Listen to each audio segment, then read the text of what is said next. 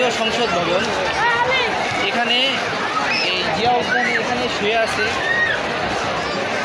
বাংলাদেশের মুক্তিযুদ্ধের মহানায়ক শহীদ প্রেসিডেন্ট জিয়াউর রহমান এবং বাংলাদেশের প্রথম নারী প্রধানমন্ত্রী বেগম খালেদা জিয়া।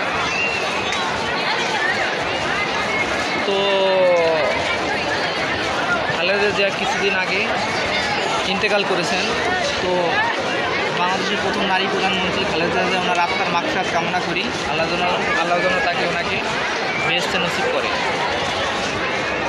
তো আমি দেখতে পাচ্ছি চারদিকে উৎসবমুখর জনতা, খুব ভিড় করেছে। আজকে শুক্রবার, ছুটির দিন, মহান মে দিবস উপলক্ষে লোকজনের ভিড় বেড়েছে। তো আসলে সব কিছু মিলে আমারও খুব ভালো লাগছে। এখানে আমাদের সাথে আমার বন্ধু খুব ক্লোজ তাহিদ ভাইও আছে।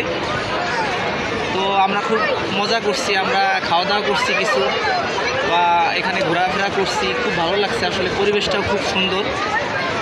তো আমাকে খুব মুগ্ধ করেছে আজকের পরিবেশটা, দেখা গেল আমার কাছে খুবই অবাক করেছে আর খুব ভালো লাগছে আমার কাছে।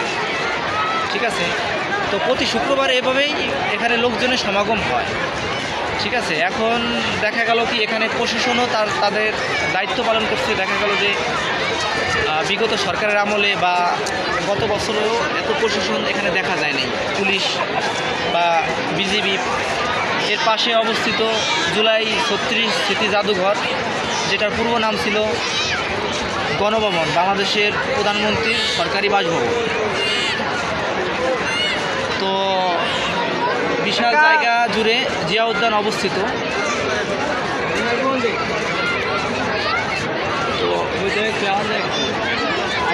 তো আসলে আমরা একটু পরে এখান থেকে চলে যাব। ঠিক আছে, তো এভাবে বলে আমার কথাটা শেষ করলাম। আল্লাহ হাফেজ।